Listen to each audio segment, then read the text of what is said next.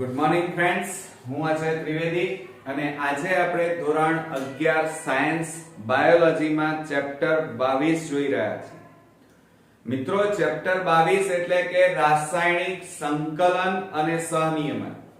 અને આ ચેપ્ટરના આપણે અલગ અલગ ગ્રંથિઓના વિડિયો જોયા. આજે આપણે ખૂબ જ અગત્યની ગ્રંથિઓ વિશે ચર્ચા કરીશું. તો ચાલો શરૂ કરીએ મિત્રો. હવે આપણે આજે એવી ગ્રંથિઓ જોવાના છીએ કે જે ગ્રંથિ પણ કહી શકાય અને સાથે સાથે બિન અંતઃસ્ત્રાવી ગ્રંથિઓ પણ કહી શકાય. એટલે કે અન્ય કાર્ય સાથે પણ સંકળાયેલા અંગો પણ કહી શકાય. અને એમાં આપણે આજે જોઈશું મિત્રો, અને એ છે શુક્રપિંડ. તો તમે જોયા અહીંયા શુક્રપિંડ. હવે આ શુક્રપિંડ છે ને એ નર પ્રજનન અંગ છે. અને સાથે સાથે મિત્રો તમે જાણો છો એ પ્રમાણે અહીંયા પ્રજનન ગ્રંથિ તો છે જ, પણ સાથે સાથે અંતઃસ્ત્રાવી ગ્રંથિ પણ કહેવાય. બરોબર? એટલે શુક્રપિંડ એ પ્રજનન ગ્રંથિ અને અંતઃસ્ત્રાવી ગ્રંથિ એમ બે પ્રકારના કાર્યો સાથે સંકળાયેલી છે. બરોબર? હવે આપણે જોઈએ કે આ શુક્રપિંડ ક્યાં આવેલું છે. તો શુક્રપિંડ એ નરમાં હોય અને નરની અંદર જે વૃષણ કોથળી, શરીરની બહાર જે વૃષણ કોથળી છે એમાં એક જોડ આ શુક્રપિંડ આવેલા હોય છે. તો એનું સ્થાન આપણે જોયું કે નરમાં વૃષણ કોથળીની અંદર, દાખલા તરીકે આ વૃષણ કોથળી છે, એમાં વચ્ચે પડદો હોય અને એમાં એક જોડ શુક્રપિંડ આવેલા હોય. હવે આ શુક્રપિંડમાંથી કયા અંતઃસ્ત્રાવોનું અને કેવી રીતે નિર્માણ થાય છે એ જોઈએ. તો આ જે શુક્રપિંડ છે એ શુક્રપિંડની અંદર આ રીતે શુક્રોત્પાદક નલિકાઓ આવેલી છે. કઈ નલિકાઓ આવેલી છે? શુક્રોત્પાદક નલિકાઓ. હવે આ શુક્રોત્પાદક નલિકાઓની વચ્ચે એક કોષોનું ઝુમખું આવેલું છે, જેને લેડિંગના કોષો અથવા તો આંતરાલીય કોષો કહેવાય. કયા કોષો? લેડિંગના કોષો અથવા આંતરાલીય કોષો કહેવાય. ફરીથી ધ્યાન આપજો કે નરમાં શુક્રપિંડની અંદર આવેલી આ શુક્રોત્પાદક નલિકા અને શુક્રોત્પાદક નલિકાની વચ્ચે કોષોનો ઝુમખું અથવા સમૂહ આવેલો છે, એને લેડિંગના કોષો અથવા આંતરાલીય કોષો કહેવાય. અને આ કોષો આ નર જાતીય અંતઃસ્ત્રાવનું નિર્માણ કરે, જેને આપણે એન્ડ્રોજન નામના અંતઃસ્ત્રાવનું નિર્માણ કરે છે. હવે એને એન્ડ્રોજન પણ કહેવાય અને ટેસ્ટોસ્ટેરોન પણ કહી શકાય. એટલે અહીંયા આંતરાલીય કોષો છે એ એન્ડ્રોજન નામનો અથવા ટેસ્ટોસ્ટેરોન જેને આપણે કહીએ છીએ એ નર જાતીય અંતઃસ્ત્રાવનું નિર્માણ કરે છે. હવે આ અંતઃસ્ત્રાવ મિત્રો સ્ટીરોઇડ પ્રકારના છે. કેમ સ્ટીરોઇડ પ્રકારના? તો જુઓ અહીંયા પાછળ કયો પ્રત્યય લાગ્યો છે? સ્ટેરોન. એટલે કેવા પ્રકારના છે? સ્ટીરોઇડ પ્રકારના અંતઃસ્ત્રાવ છે. બરોબર? હવે બીજું મિત્રો કે આ અંતઃસ્ત્રાવો ઉત્પન્ન કેવી રીતે થાય છે? તો નીટ માટે ખાસ અગત્યનું ધ્યાન આપજો મિત્રો કે આપણે અગાઉ એક ગ્રંથિ જોઈ ગયા અને એનું નામ હતું મિત્રો હાઇપોથેલેમસ ગ્રંથિ. બરોબર? જે મગજમાં આવેલી છે. તો હાઇપોથેલેમસ નામની ગ્રંથિ છે, એમાંથી ધ્યાન આપજો FSHRH એટલે કે follicle stimulating hormones releasing hormone. કયો? ફોલિકલ સ્ટિમ્યુલેટિંગ હોર્મોન્સ અથવા રિલીઝિંગ હોર્મોન્સ આ અંતઃસ્ત્રાવ હાઇપોથેલેમસમાંથી મુક્ત થાય, જે અગ્ર પિટ્યુટરી ગ્રંથિના અગ્રખંડમાં જાય અને એને ઉત્તેજે. કોને ઉત્તેજે? અગ્ર પિટ્યુટરી ગ્રંથિના અગ્રખંડને ઉત્તેજે. અને કયો અંતઃસ્ત્રાવ મુક્ત કરાવે? તો ધ્યાન રાખજો નરમાં FSH મુક્ત થાય. હવે આ FSH નું પૂરું નામ શું? તો ફોલિકલ સ્ટિમ્યુલેટિંગ હોર્મોન્સ અથવા રિલીઝિંગ હોર્મોન્સ પણ કહેવાય.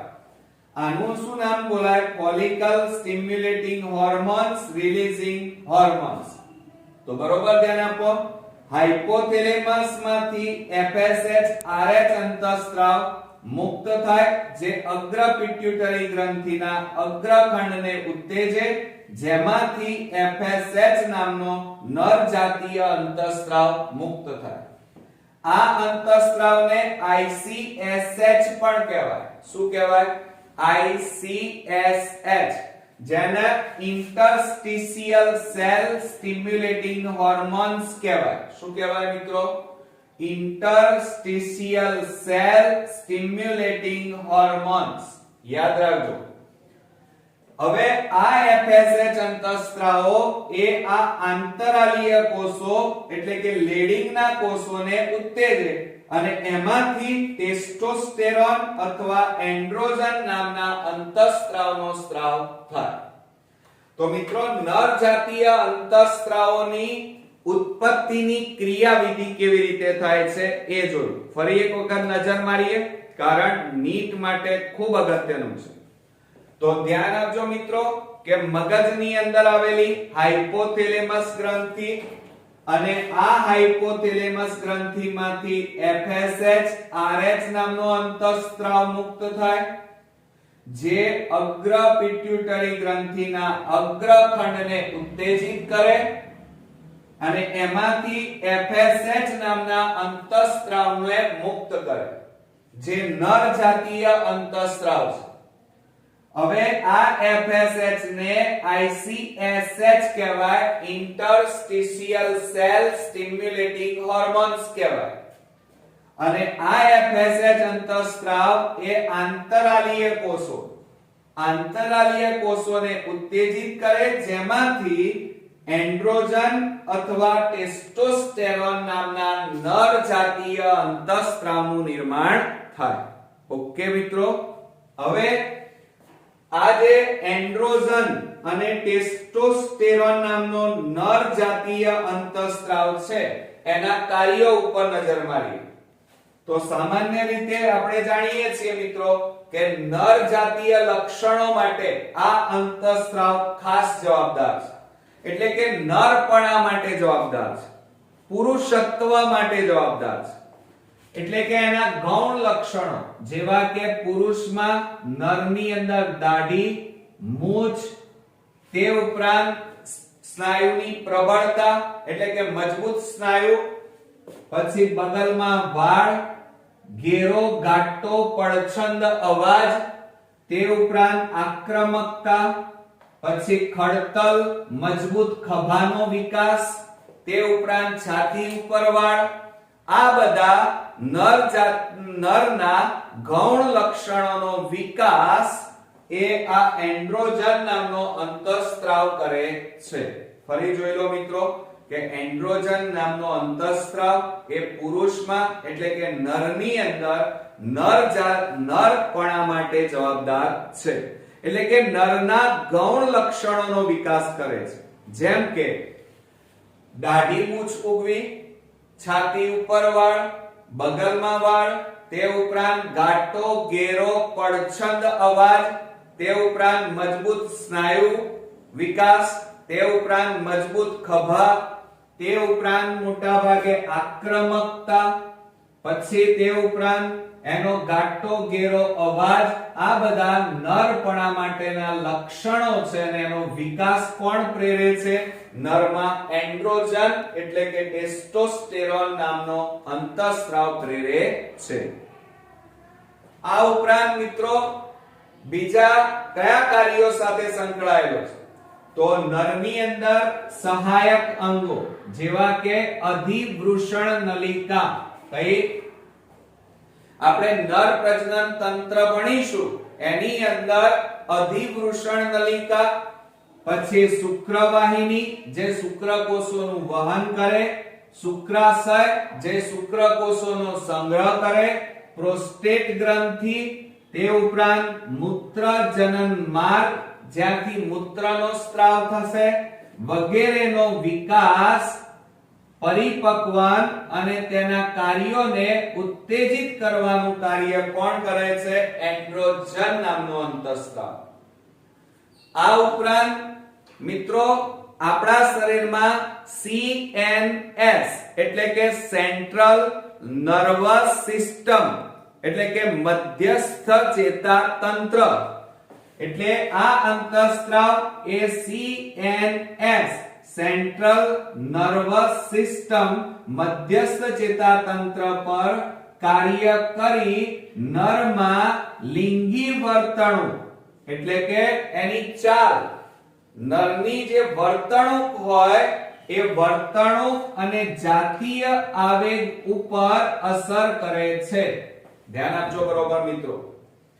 આ અંતઃસ્ત્રાવ એન્ડ્રોજન એ CNS ઉપર કાર્ય કરે જેના કારણે નરમાં લિંગી વર્તણૂક અને જાતીય આવેગ ઉપર અસર કરે છે.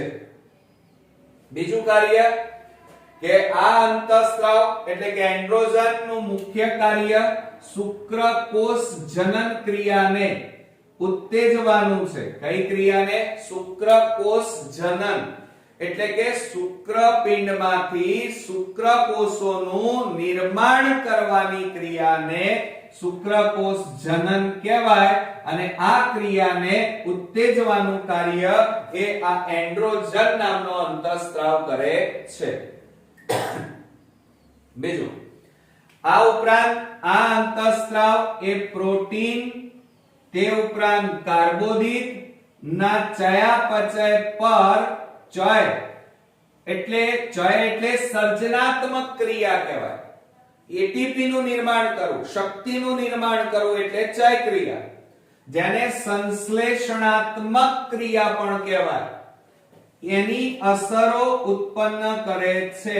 એટલે કે આ એન્ડ્રોજન નામનો અંતઃસ્ત્રાવ એ આ પ્રોટીન અને કાર્બોદિતનું પાચન કરી શરીરમાં ઊર્જાનું નિર્માણ કરવામાં મદદ કરે છે. બીજું, આ ઉપરાંત મિત્રો આ જે શુક્રપિંડ છે એ શુક્રપિંડમાંથી બીજા બે અંતઃસ્ત્રાવો મુક્ત થાય છે અને એ બે અંતઃસ્ત્રાવો નીટ માટે યાદ રાખજો, ઇન્હિબિન અને બીજો છે એક્ટિબિન. એક્ટિવ એટલે એક્ટિવ કરવું, શરૂઆત કરાવવી, ઉત્તેજિત કરવું અને ઇન્હિબિન એટલે અવરોધ કરવો. એટલે બંનેના કાર્યો પરસ્પર વિરુદ્ધ છે. એક ઉત્તેજવાનું કાર્ય કરે છે અને એક અવરોધવાનું કાર્ય કરે છે. ઇન્હિબિન એ અવરોધવાનું કાર્ય કરે અને એક્ટિબિન છે એ ઉત્તેજવાનું કાર્ય કરે, એક્ટિવ કરવાનું કાર્ય કરે. આ બે અંતઃસ્ત્રાવો એ FSH નું નિયંત્રણ કરે છે. કોનું નિયંત્રણ? તો આ FSH નું નિયંત્રણ કોણ કરે છે? નીટ માટે યાદ રાખજો કે એક્ટિબિન અને ઇન્હિબિન આ બે અંતઃસ્ત્રાવો એ આ FSH ના કાર્યનું નિયંત્રણ કરે છે. ક્લિયર? બીજું, એટલે એનો મતલબ એ થયો કે ઇન્હિબિન શું કરે? તો જ્યારે FSH ની જરૂર ન હોય એટલે કે ફોલિકલ સ્ટિમ્યુલેટિંગ હોર્મોન્સ આ અંતઃસ્ત્રાવની જરૂર ન હોય ત્યારે આ FSH ના કાર્યને શું કરે? અવરોધે એટલે કે બંધ કરી દે એના કાર્યને. અને એક્ટિબિન આ અંતઃસ્ત્રાવ છે શું કાર્ય કરે? તો જ્યારે વિકાસ કરવો હોય, નરના વિકાસ કરવો હોય, નરનું ઉત્તેજિત કરવા હોય ત્યારે એની જરૂરિયાત મુજબ FSH ને ઉત્તેજિત કરવાનું, પ્રેરવાનું કાર્ય કરે છે. એટલે મિત્રો શુક્રપિંડમાંથી બે બીજા અંતઃસ્ત્રાવો, એક ઇન્હિબિન અને બીજો એક્ટિબિન, આ બે અંતઃસ્ત્રાવો ઉત્પન્ન થાય છે જે FSH ની ક્રિયાવિધિનું નિયંત્રણ કરે છે. ઓકે, તો આ રીતે આ એન્ડ્રોજન અંતઃસ્ત્રાવ જે સ્ટીરોઇડ પ્રકારના છે, એનું બીજું નામ ટેસ્ટોસ્ટેરોન, અને એના કાર્યો વિશે જોઈએ તો નરના સંપૂર્ણ જાતીય વિકાસ માટે જવાબદાર છે. જેમ કે દાઢી મૂછ, તે ઉપરાંત બગલ અને છાતી ઉપરના વાળ, ઘાટો ઘેરો પડછંદ અવાજ, બરોબર, તે ઉપરાંત એની ચાલ, તે ઉપરાંત મજબૂત ખભા, સ્નાયુઓનો વિકાસ, આ બધું એ એન્ડ્રોજનને આભારી છે. બીજું, નરમાં આ ઉપરાંત આ અંતઃસ્ત્રાવ નરના સહાયક અંગો કયા? તો શુક્રપિંડની સાથે સંકળાયેલા અધિવૃષણ નલિકા, શુક્રવાહિની, શુક્રાશય, પ્રોસ્ટેટ ગ્રંથિ, મૂત્રજનન માર્ગ વગેરેનો વિકાસ અને એના પરિપક્વન અને તેના કાર્યોને ઉત્તેજવાનું કાર્ય આ એન્ડ્રોજન અંતઃસ્ત્રાવ કરે છે. બીજું, આ ઉપરાંત મિત્રો આ અંતઃસ્ત્રાવ એ CNS પર કાર્ય કરી નરમાં લિંગી વર્તણૂક અને જાતીય આવેગ ઉપર અસર કરે છે. તેનું મુખ્ય કાર્ય શુક્રપિંડમાંથી શુક્રકોષોનું નિર્માણ કરાવવાનું. આ ક્રિયાને શુક્રકોષ જનન કહેવાય. આ ક્રિયાને ઉત્તેજવાનું કાર્ય કરે છે. બીજું, આ ઉપરાંત આ એન્ડ્રોજન નામનો અંતઃસ્ત્રાવ એ પ્રોટીન અને કાર્બોદિતનું પાચન પ્રેરવે છે, ચયાપચય પ્રેરક છે, જેના કારણે અહીંયા શક્તિનું નિર્માણ થાય છે. બીજું, આ ઉપરાંત શુક્રપિંડમાંથી બે અંતઃસ્ત્રાવો બીજા ઉત્પન્ન થાય છે, જેને ઇન્હિબિન અને એક્ટિનિન કહેવાય, જે FSH ની ક્રિયાનું નિયમન કરે છે. એટલે એનો મતલબ એ થયો કે આ એન્ડ્રોજન એટલે કે ટેસ્ટોસ્ટેરોન એ નર જાતીય અંતઃસ્ત્રાવ છે. બરોબર મિત્રો? તો આ અંડપિંડ નામની ગ્રંથિ ભણ્યા, જે પ્રજનન ગ્રંથિ પણ છે. અને હવે આપણે માદાની ગ્રંથિ ભણીએ, એટલે કે અંડપિંડની વાત કરીએ મિત્રો. આ અંડપિંડ એ પણ પ્રજનન ગ્રંથિ પણ કહી શકાય અને અંતઃસ્ત્રાવી ગ્રંથિ પણ કહી શકાય. આમ ખરેખર ગ્રંથિમાં એની ગણતરી આની થતી નથી. બરોબર? એટલે એક આ ધ્યાન રાખજો. હવે અંડપિંડ એ અંતઃસ્ત્રાવી ગ્રંથિ પણ કહેવાય છે, કારણ કે એમાંથી અંતઃસ્ત્રાવોનું નિર્માણ થાય છે. તો આ અંડપિંડ ક્યાં આવેલા હોય? તો આ માદા જાતીય અંતઃસ્ત્રાવ કહેવાય, કારણ કે માદા સંપૂર્ણ માદાના વિકાસ માટે આ અંતઃસ્ત્રાવ જવાબદાર છે. તો મિત્રો અંડપિંડ છે એ માદાની અંદર એટલે કે સ્ત્રીના ઉદરમાં આવેલું છે. ક્યાં ગોઠવાયેલા છે? તો સ્ત્રીની અંદર ઉદર ગુહામાં, એટલે કે ઉદર ગુહાની અંદર એક જોડ અંડપિંડ આવેલા છે. આપણે જાણીએ છીએ કે સ્ત્રીનું પ્રજનન તંત્ર આપણે આ રીતે દોરતા હતા, યાદ હોય તો. આ રીતે આપણે સ્ત્રીનું પ્રજનન તંત્ર તમે છેક નાનપણથી દોરતા આવ્યા છો. તો આ જે તમે જોઈ રહ્યા છો બંને બાજુ, એ અંડપિંડ કહેવાય. શું કહેવાય? અંડપિંડ. અને આ અંડપિંડ સ્ત્રીમાં ઉદર ગુહાના પોલાણમાં, ઉદર એટલે પેટ, એટલે કે પેટના પોલાણમાં એક જોડ અંડપિંડ આવેલા છે. બીજું, આ અંડપિંડની અંદર અંડપુટિકાઓ આવેલી છે. શું આવેલી છે? અંડપુટિકાઓ. યાદ રાખજો કે અંડપિંડમાં અંડપુટિકાઓ આવેલી છે. હવે આ અંડપિંડમાંથી કયા અંતઃસ્ત્રાવો ઉત્પન્ન થશે એની ક્રિયાવિધિ જે નીટ માટે અગત્યની છે એ જરા જોઈએ. તો મિત્રો અંડપિંડ, આ અંડપિંડમાં ધ્યાન રાખજો FSH જે નરમાં પણ હોય છે અને માદામાં પણ છે. આ ફોલિકલ સ્ટિમ્યુલેટિંગ હોર્મોન્સ ની હાજરીમાં અંડપુટિકાઓ ઉત્તેજિત થાય છે, કારણ અંડપુટિકા અંડપિંડમાં આવેલી છે. એટલે અંડપિંડમાં અંડપુટિકા FSH ની હાજરીમાં ઉત્તેજિત થઈ અને ઈસ્ટ્રોજન, બરોબર, ઈસ્ટ્રોજન નામનો અંતઃસ્ત્રાવ મુક્ત કરે છે, જેને આપણે સ્ટીરોઇડ અંતઃસ્ત્રાવ પણ કહીએ છીએ. કયો અંતઃસ્ત્રાવ? સ્ટીરોઇડ પ્રકારનો અંતઃસ્ત્રાવ કહીએ છીએ. તો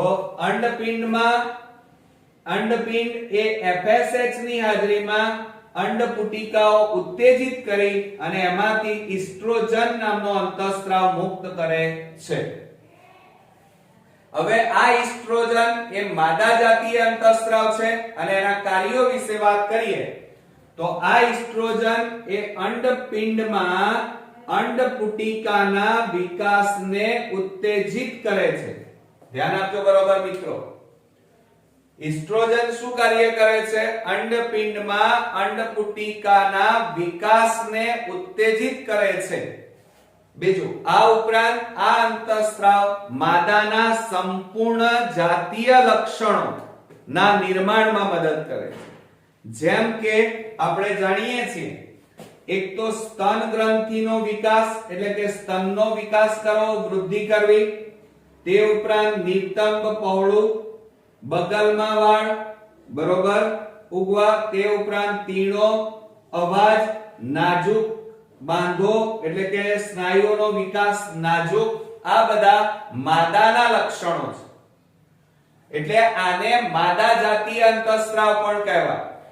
અને એમાં ફરી જુઓ, એક તો સ્તનની વૃદ્ધિ, નિતંબ પહોળું થવું, કારણ આને માતાને એટલે કે સ્ત્રીને આગળ જતા માતા બનવાનું છે, ગર્ભ ધારણ કરવાનું છે, બાળકને ધારણ કરવાનું છે અને એટલા માટે એને આગળ જતા ઊર્જાની પણ વધારે જરૂર પડશે. એટલા માટે નિતંબ કેવું બને છે? પહોળું, બગલમાં વાળ ઉગવા, તે ઉપરાંત તીણો અવાજ અને સ્નાયુઓનો વિકાસ નાજુક જોવા મળે છે. બીજું, આ ઉપરાંત આ ઈસ્ટ્રોજન છે એ એક તો માદાની ચાલ, જો પુરુષની જે ચાલ છે એ અલગ હોય છે અને માદાની જે ચાલ છે એ પણ અલગ હોય છે. એટલે કે માદાના જાતીય વર્તણૂકનું નિયમન આ ઈસ્ટ્રોજન નામનો અંતઃસ્ત્રાવ કરે છે. તો મિત્રો, આપણે હમણાં ઈસ્ટ્રોજનના કાર્યો વિશે વાત કરી કે ઈસ્ટ્રોજન અંડપિંડમાં અંડપુટિકાના વિકાસને ઉત્તેજિત કરે છે. એનું બીજું કાર્ય માદા જાતીય ગૌણ લક્ષણોનું નિર્માણ કરવું, એટલે કે સ્તનનો વિકાસ, નિતંબ પહોળું, તે ઉપરાંત બગલમાં વાળ ઉગવા, તીણો અવાજ, સ્નાયુઓનો નાજુક વિકાસ બરોબર. આ ઉપરાંત માદા જાતીય વર્તણૂકનું નિયમન કરવાનું કાર્ય કરે છે. તો આ થયો અંડપિંડમાંથી ઉત્પન્ન થતો માદા જાતીય અંતઃસ્ત્રાવ, એનું નામ છે ઈસ્ટ્રોજન અને એના કાર્ય. હવે આપણે બીજા અંતઃસ્ત્રાવ વિશે ચર્ચા કરીએ. હવે મિત્રો આપણે જોઈએ તો અંડપિંડ અને એમાં આવેલી અંડપુટિકા, આ અંડપુટિકાનો વિકાસ એ FSH ની હાજરીમાં એટલે કે ફોલિકલ સ્ટિમ્યુલેટિંગ હોર્મોન્સ ની હાજરીમાં અંડપુટિકાનો વિકાસ પૂરો થાય. અંડપુટિકાનો વિકાસ પૂરો થાય એટલે શું થાય? જુઓ, આ અંડપિંડ બરોબર. હવે અંડપિંડમાંથી શું બહાર પડે? એની અંદરથી અંડકોષ બહાર પડે બરોબર. એટલે આ અંડપિંડ શું થઈ જાય? અંડકોષ નીકળી જાય એટલે અંડપિંડ ખાલી થઈ જાય. એટલે અંડપુટિકાનો વિકાસ પૂરો થાય એટલે LH ની હાજરીમાં લ્યુટિનાઇઝિંગ હોર્મોન્સ એની હાજરીમાં અંડપાત થાય. એટલે કે અંડકોષ મુક્ત થવાની ક્રિયાને અંડપાત કહેવાય. અને આ અંડપુટિકા જે છે એ અંડપુટિકાનો જે બાકી ખાલી વધેલો ભાગ, જુઓ આ અંડપુટિકા વાળો ભાગ છે, એમાંથી જ્યારે અંડકોષ નીકળી જાય એટલે આ અંડપુટિકા કેવી થઈ જાય? ખાલી. અને એ ખાલી ભાગને આપણે શું કહીએ છીએ? યાદ રાખજો, કોર્પસ લ્યુટિયમ. કયા તરીકે ઓળખાય છે? Corpus luteum. અને આ કોર્પસ લ્યુટિયમ એક ગ્રંથિ તરીકે વર્તે છે. શેના તરીકે? ગ્રંથિ તરીકે વર્તે છે. અને એમાંથી મિત્રો પ્રોજેસ્ટેરોન નામનો અંતઃસ્ત્રાવ, માદા જાતીય અંતઃસ્ત્રાવ ઉત્પન્ન થાય છે. તો યાદ રાખજો મિત્રો, કારણ કે નીટ માટે ખાસ અગત્યની ક્રિયા કે પ્રોજેસ્ટેરોનની ક્રિયાવિધિ, ઉત્પત્તિની ક્રિયાવિધિ કેવી રીતે થાય છે? તો જુઓ, અંડપિંડ એ ફોલિકલ સ્ટિમ્યુલેટિંગ હોર્મોન્સ એટલે કે FSH ની હાજરીમાં અંડપિંડમાં અંડપુટિકાનો વિકાસ પૂરો થાય, એટલે લ્યુટિનાઇઝિંગ હોર્મોન્સ ની હાજરીમાં અંડપુટિકામાંથી અંડકોષ મુક્ત થાય, જેને અંડપાત કહેવાય. અને અંડકોષ મુક્ત થઈ જાય, નીકળી જાય એટલે અંડપુટિકા કેવી થઈ જાય? ખાલી. અને આ ખાલી ભાગને કોર્પસ લ્યુટિયમ કહેવાય. બરોબર? આ ખાલી ભાગ જેને કોર્પસ લ્યુટિયમ કહીએ છીએ, એ કોર્પસ લ્યુટિયમ હંગામી ધોરણે ગ્રંથિ તરીકે વર્તે છે. અને એમાંથી મિત્રો પ્રોજેસ્ટેરોન નામનો માદા જાતીય અંતઃસ્ત્રાવ ઉત્પન્ન થાય છે. આમ માદાની અંદર બે અંતઃસ્ત્રાવ ઉત્પન્ન થાય છે, એક ઇસ્ટ્રોજન અને બીજો પ્રોજેસ્ટેરોન. તો હવે આ પ્રોજેસ્ટેરોન છે એના કાર્યો વિશે જોઈએ. તો મિત્રો આ પ્રોજેસ્ટેરોન છે એ મોટા ભાગે માતા બનવા માટે જવાબદાર છે, એટલે કે ગર્ભ ધારણ કરો, ગર્ભનો વિકાસ અને સાથે સાથે સ્તનપાનની ક્રિયા સાથે સંકળાયેલો અંતઃસ્ત્રાવ છે. તો એના કાર્યો જોઈએ તો સૌપ્રથમ આ પ્રોજેસ્ટેરોન શું કાર્ય કરે? જો પ્રોજેસ્ટેરોનનું પૂરતી માત્રા હોય, પૂરતું પ્રમાણ હોય, તો સ્તન ગ્રંથિમાં દૂધનો શું થાય મિત્રો? સંગ્રહ થાય. બરોબર? એટલે જ્યારે સ્ત્રી ગર્ભ ધારણ કરે અને 9 માસનો જે સમયગાળો હોય, એ સમયગાળા દરમિયાન આ પ્રોજેસ્ટેરોન અંતઃસ્ત્રાવ સ્તન ગ્રંથિમાં દૂધનો સંગ્રહ કરાવે અને જ્યારે પ્રસૂતિ થઈ જાય પછી એનો દૂધનો સ્ત્રાવ કરાવે. બરોબર? પ્રસૂતિ પછી જ દૂધનો સ્ત્રાવ થાય, યાદ રાખજો. આ ઉપરાંત જે ગર્ભ હોય, સમજો જરા, માતાનું જે ગર્ભ હોય એ ગર્ભની અંદરની જે દીવાલ હોય એ દીવાલને, આ ગર્ભની અંદરની દીવાલને એન્ડ્રોમેટ્રિયમ કહેવાય. શું કહેવાય? યાદ રાખજો નીટ માટે, એન્ડ્રોમેટ્રિયમ એટલે એને ગર્ભાશયની દીવાલ કહે છે. અંદરની જે દીવાલ છે એ દીવાલનો વિકાસ પ્રેરવાનું કાર્ય કરે છે. એટલે ધ્યાન રાખજો કે આ જે ગર્ભ છે એ ગર્ભની અંદરની દીવાલ, આ દીવાલને એન્ડ્રોમેટ્રિયમ કહેવાય. એન્ડ્રોમેટ્રિયમનો વિકાસ પ્રેરવાનું કાર્ય આ પ્રોજેસ્ટેરોન કરે છે. એટલે કે ગર્ભને ધ્યાન રાખજો કે તૈયાર કરવાનું કાર્ય કરે છે. દર માસે આ દીવાલ તૈયાર થાય અને આ દીવાલ કેવી બને છે મિત્રો? જાડી અને પુષ્કળ પ્રમાણમાં રુધિર કેશિકા વાળી, એટલે કે રુધિર કેશિકા યુક્ત બને છે.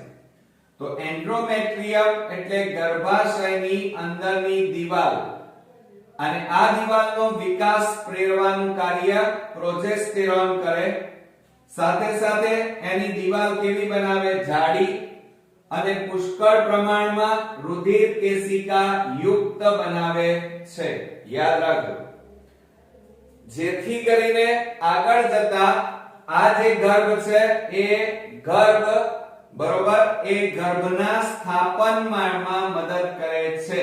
એટલે કે આ પ્રોજેસ્ટેરોન એ ગર્ભના સ્થાપનમાં મદદ કરે છે અને 9 માસ સુધી એ ગર્ભને સાચવવાનું, એટલે કહેવાનો મતલબ ગર્ભપાત ન થઈ જાય, ગર્ભ ડિસ્ટ્રોય ન થઈ જાય, એટલે કે ગર્ભપાતની ક્રિયાને અટકાવવાનું કાર્ય કરે છે. ગર્ભ નાશ ન પામે એ ક્રિયાને ઉત્તેજે છે.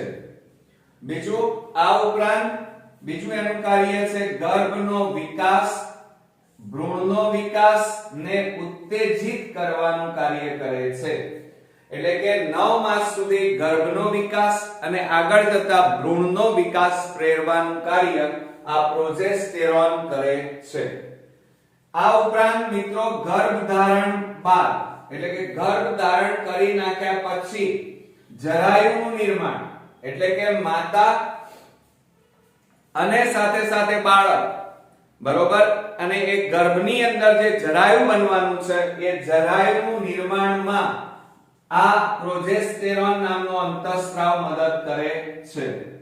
બીજું ધ્યાન આપજો હવે નીટ માટે કે 9 મહિનાનો ગર્ભ વિકાસ પૂર્ણ થાય, 9 મહિનાનો ગર્ભ વિકાસ પૂર્ણ થાય એટલે ધ્યાન આપજો કોર્પસ લ્યુટિયમ માંથી 9 મહિનાનો ગર્ભ વિકાસ પૂર્ણ થાય એટલે આ કોર્પસ લ્યુટિયમ માંથી કયો રિલેક્સિન, ધ્યાન આપજો રિલેક્સિન અંતઃસ્ત્રાવ મુક્ત થાય જે ગર્ભાશયની ગ્રીવા પહોળી બનાવે, જેના કારણે પ્રસૂતિ સરળ બને મિત્રો.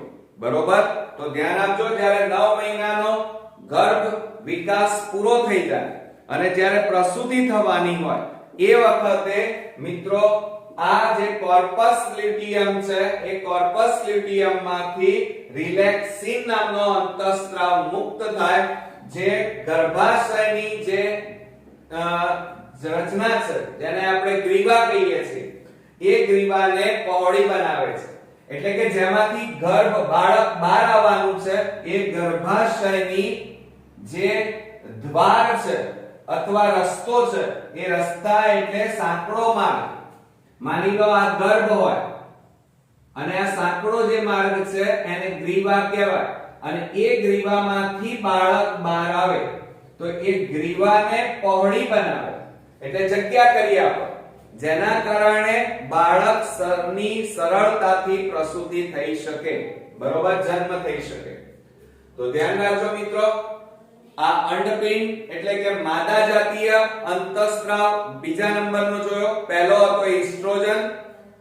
હવે અહીંયા ફરી એકવાર ધ્યાન આપો, અંડપિંડ એ FSH ની હાજરીમાં એમાં અંડપુટિકાનો વિકાસ થાય, આ વિકાસ પૂરો થાય એટલે LH ની હાજરીમાં અંડપાત ક્રિયા થાય અને આ અંડપાત થાય એટલે અંડકોષ એટલે કે અંડપુટિકા ખાલી થઈ જાય જેને કોર્પસ લ્યુટિયમ કહેવાય અને આ કોર્પસ લ્યુટિયમ હંગામી ગ્રંથિ તરીકે વર્તે અને એમાંથી પ્રોજેસ્ટેરોન નામનો માદા જાતીય અંતઃસ્ત્રાવ મુક્ત થાય. આ અંતઃસ્ત્રાવના કાર્યો જોઈએ તો એક તો સ્ત્રીને માતૃત્વ ધારણ કરાવવું અને સાથે સાથે એને સ્તનપાનની ક્રિયા સાથે આ અંતઃસ્ત્રાવ સંકળાયેલો છે. તો જોઈએ પ્રોજેસ્ટેરોનના કાર્ય. તો સ્તન ગ્રંથિમાં દૂધનો સંગ્રહ એ ક્યારે થાય? જ્યારે સ્ત્રીએ ગર્ભ ધારણ કર્યો હોય ત્યારે, એટલે કે 9 માસનો જે સમયગાળો છે એ ગાળામાં સ્તન ગ્રંથિમાં દૂધનો સંગ્રહ થાય. પ્રસૂતિ થઈ જાય એટલે એ દૂધનો શું થાય? સ્ત્રાવ થાય. પ્રસૂતિ પછી જ થાય. બીજું, આ અંતઃસ્ત્રાવ એક ગર્ભની અંદરની દિવાલ જેને એન્ડોમેટ્રિયમ કહેવાય એના વિકાસને પ્રેરે છે. એટલે કે આ દિવાલનો વિકાસ કરવાનું કાર્ય આ પ્રોજેસ્ટેરોન કરે છે અને આ દિવાલને ગર્ભ ધારણ કરવા માટે કેવી બનાવે છે? જાડી, ફળદ્રુપ, પોષક દ્રવ્યો સભર એટલે કે રુધિર કેશિકા યુક્ત બનાવે છે. બીજું, આ ઉપરાંત આ જે પ્રોજેસ્ટેરોન છે એ ગર્ભ સ્થાપનમાં મદદ કરે અને સાથે સાથે 9 મહિના સુધી આ ગર્ભનો નાશ ન થાય, એટલે કે કોઈ કારણસર ગર્ભને નુકસાન ન થાય એ માટે ગર્ભ ડિસ્ટ્રોય થઈ જાય, નાશ પામે તો એને ગર્ભ, ધ્યાન રાખજો, પાત કહેવાય અને એ ગર્ભપાતને અટકાવવાનું કાર્ય પ્રોજેસ્ટેરોન કરે છે. આ ઉપરાંત આ પ્રોજેસ્ટેરોન ગર્ભનો વિકાસ, ભ્રૂણનો વિકાસ અને આ બંનેનો વિકાસ કરી અને આગળ જતા મોટા ભાગે પ્રસૂતિ સુધી પહોંચાડવાનું કાર્ય પ્રોજેસ્ટેરોન કરે છે. બીજું, ગર્ભની અંદર એટલે કે ગર્ભ ધારણ બાદ જરાયુનું નિર્માણ કરવાનું કાર્ય પ્રોજેસ્ટેરોન કરે છે. બીજું, 9 મહિનાનો ગર્ભ એટલે કે 9 મહિનાનો વિકાસ પૂરો થાય ગર્ભનો એટલે ત્યારબાદ શું થાય મિત્રો? પ્રસૂતિ. અને પ્રસૂતિને સરળ બનાવવા માટે આ જે, ધ્યાન આપજો મિત્રો, કે જે કોર્પસ લ્યુટિયમ છે એ કોર્પસ લ્યુટિયમ માંથી રિલેક્સિન નામનો અંતઃસ્ત્રાવ મુક્ત થાય, જે ગર્ભાશયની દિવાલ છે એ દિવાલ એટલે સાંકડી દિવાલને ગ્રીવા કહેવાય, અને એ ગ્રીવાને પહોળી બનાવે, જેના કારણે પહોળી થાય એટલે વિકોચન થાય, જેના કારણે બાળક સરળતાથી એની પ્રસૂતિ ઓછી પીડાએ થઈ શકે. તો મિત્રો આ થઈ આપણી અંડપિંડ. આપણે આ પહેલા શુક્રપિંડ નર જાતીય અંતઃસ્ત્રાવ વિશે વાત કર્યા. હમણાં આપણે અંડપિંડના અંતઃસ્ત્રાવ વિશે વાત કરી. હવે મિત્રો આપણે એવી ગ્રંથિઓ કે જે ગ્રંથિમાં એની ગણના ન કરી શકાય, અને એ છે મિત્રો એક તો હૃદય. હવે આ ગ્રંથિ નથી, પણ આ જે અંગ છે હૃદય એ મોટા ભાગે અંતઃસ્ત્રાવનું નિર્માણ કરે છે, અને એટલા માટે એનો ગ્રંથિ તરીકે સમાવેશ કરવામાં આવે છે. પૂર્ણ ગ્રંથિ નથી, આ યાદ રાખજો. હવે આપણે હૃદયની વાત કરીએ તો ધ્યાન રાખજો, આ હૃદય એ બિન અંતઃસ્ત્રાવી ગ્રંથિ કહેવાય. કેવી અંતઃસ્ત્રાવી? બિન અંતઃસ્ત્રાવી ગ્રંથિ કહે છે. અને આ હૃદયની ધ્યાન આપજો, તમે જાણો છો આ હૃદય આપણે દોરીએ છીએ, આ હૃદય, એમાં આ ઉપરના જે ભાગો છે એને કર્ણક કહેવાય. શું કહેવાય? કર્ણકો. ડાબું કર્ણક, જમણું કર્ણક. તો આ હૃદયના કર્ણકોની દિવાલમાં આ યાદ રાખજો, મોસ્ટ ઇમ્પોર્ટન્ટ નીટ માટે, ANF એટલે કે એટ્રિયલ નેટ્રીયુરેટિક ફેક્ટર. ફરીથી યાદ રાખજો, થોડો ઓકવર્ડ છે શબ્દ, કે એટ્રિયલ નેટ્રીયુરેટિક ફેક્ટર આ અંતઃસ્ત્રાવ હૃદયના કર્ણકમાંથી ઉત્પન્ન થાય છે. અને આ અંતઃસ્ત્રાવ મિત્રો કેવા પ્રકારનો છે? તો યાદ રાખજો, પેપ્ટાઇડ પ્રકારનો છે. બરોબર?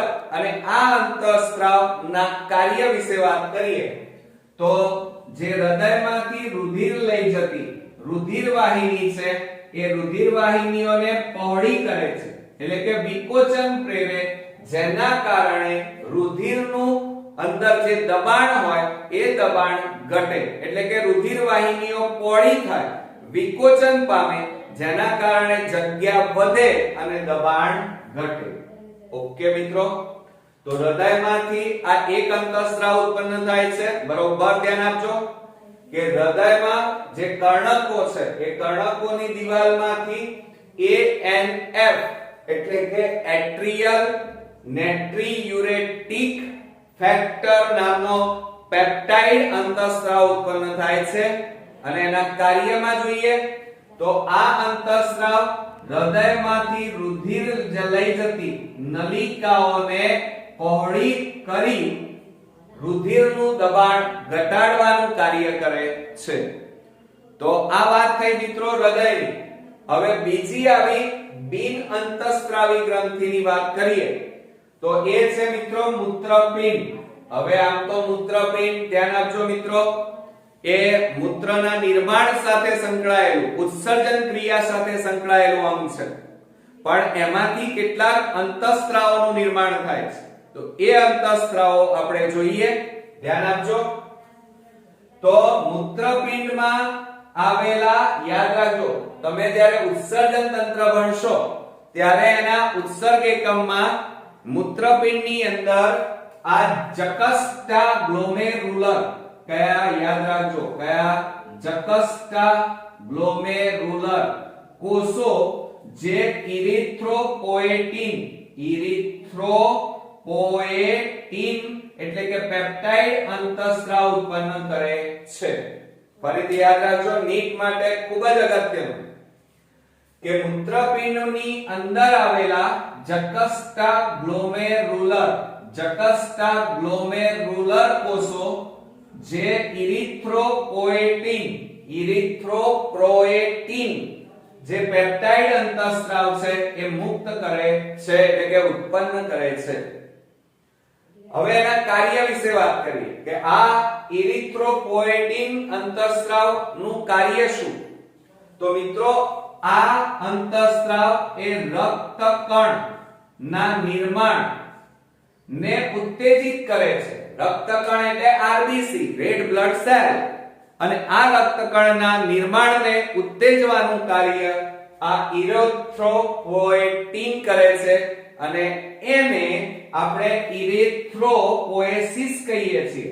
આ ક્રિયાને શું કહેવામાં આવે છે? ઇરિથ્રોપોએસિસ. યાદ રાખજો કે રક્તકણના નિર્માણની ક્રિયાને ઇરિથ્રોપોએસિસ કહે છે. ક્લિયર મિત્રો?